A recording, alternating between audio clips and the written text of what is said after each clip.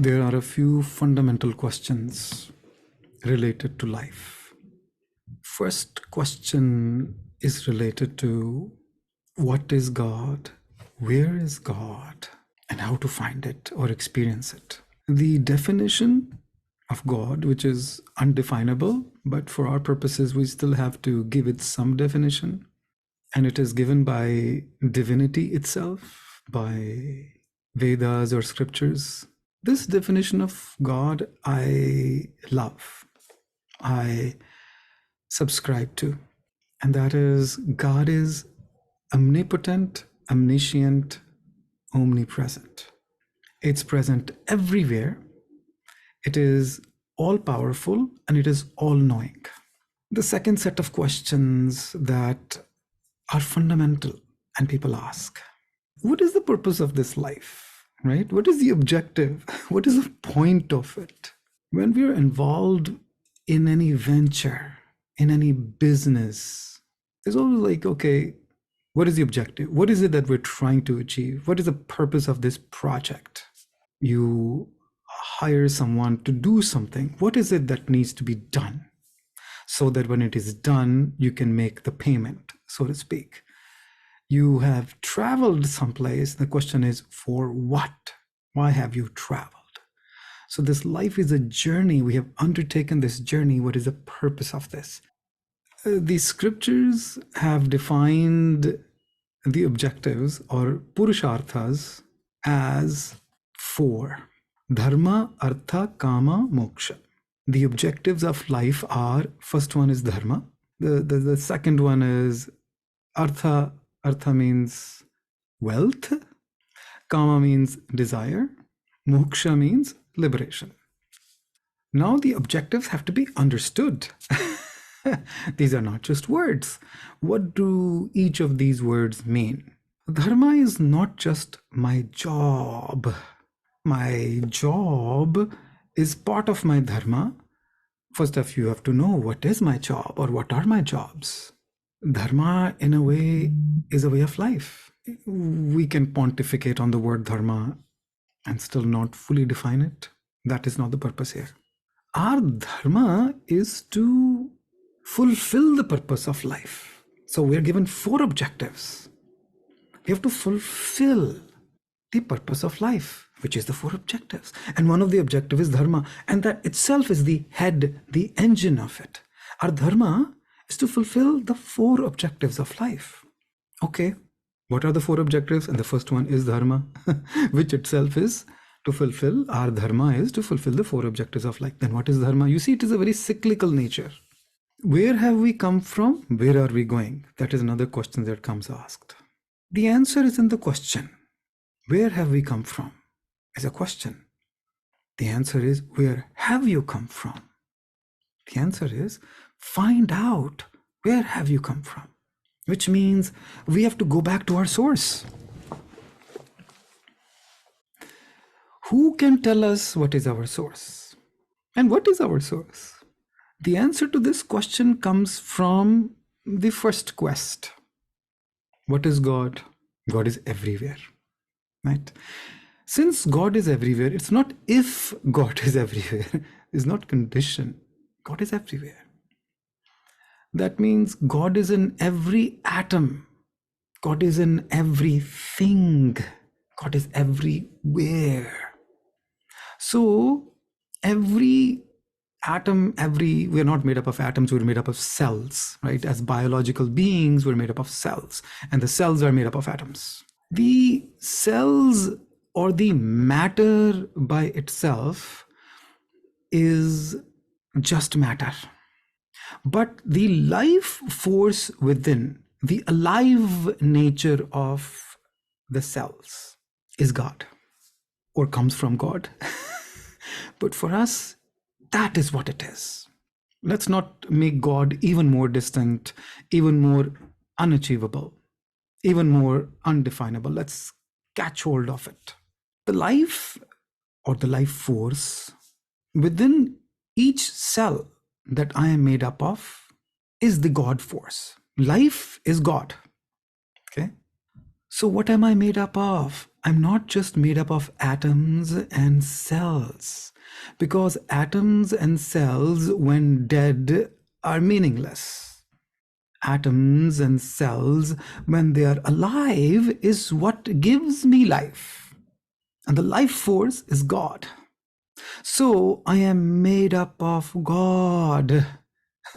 My source energy, my life force is the God force. May the force be with you. The force is with me. The force is me. That's the real me. I am made up of it. I am because of it. I am because of life force. Without life force, I am dead. With life force, I am alive. So my source is my life force. I have come from life. I've come from God. These are words, but it is the feeling with which we have to connect with. And where am I going? I'm going back to my source. The purpose of life is to find your source, connect with it, and go back to it. That is my dharma. My dharma, one of the four purusharthas, one of the four objectives of life. Second is artha. To do my dharma, I need resources. Okay? I cannot achieve dharma without resources. What kind of resources? Here the word artha means wealth. What type of wealth do we need? We definitely need financial wealth. But there are other types of wealth. We need wealth in the name of health. We need wealth in the name of wisdom. We need wealth in the name of self-awareness. Artha should not be limited to just currency or money. We need that too. We need emotional wealth, social wealth, financial wealth, spiritual wealth. We need them to be able to achieve the dharma of life, to be able to achieve all the four objectives. So much time we spend all day long to earn wealth. Even good reputation is also wealth. Having good character is wealth. Kama means desire. We have our base instinctual desires, which are above and beyond the basic necessities of life, which is food, clothing, shelter, and some medicine when you're sick. But beyond those basic needs, we have desires. But oftentimes, the word kama is associated with just that, either the basic or to procreate. Are those desires sufficient to fulfill the four objectives of life? Or do we need another expansion pack to this definition of desires? Really, the desire has to be that I want to fulfill the purpose of my life. I want to know the purpose of my life. I want to find where have I come from. I want to know my true self. That deep inner desire is necessary to fulfill all the four objectives of life. Again, each objective is supporting all the four objectives. In some way, Trikanna Shuddhi, purity and alignment of thought, words, and actions. In this case, all the four objectives are aligned in one direction, is to fulfill themselves. They're all supporting each other. Just the way our various systems, they work independently, but they all supporting each other for a healthy body. Likewise, the purpose of all these four objectives is to have a healthy life, not just physically, obviously. The purpose of all the four objectives is to achieve all the four objectives. Think about it this way, each one supporting each other. Like a good engine, each system within an engine supports the other system. That's how it works, seamlessly. This itself leads to, well, how many desires and which desires? You have to find out what is it that you truly desire. Each person has their own innate desires. Truly find out from your heart what you desire. What do you want? What makes you happy? What do you love? That will guide you. That's the inner guiding principle. What do you love? What makes you happy? That will guide you to your true desires. And putting a ceiling on desires is so necessary. Fulfill your desires, but put a ceiling on them, not have endless desires. That means desire those things that, when fulfilled, will make you desireless for the rest of it. What is your one thing? When you have it, you don't need something else. It's like that. Once you have it, then you don't need other things because everything is fulfilled from there. I'm not saying necessarily one thing, it could be more than one thing, but here the desire is for divinity. Here the desire is to go back to your source. You're going in that direction. Your birthplace, your language, your culture, your food, that's a very good way to get into your source.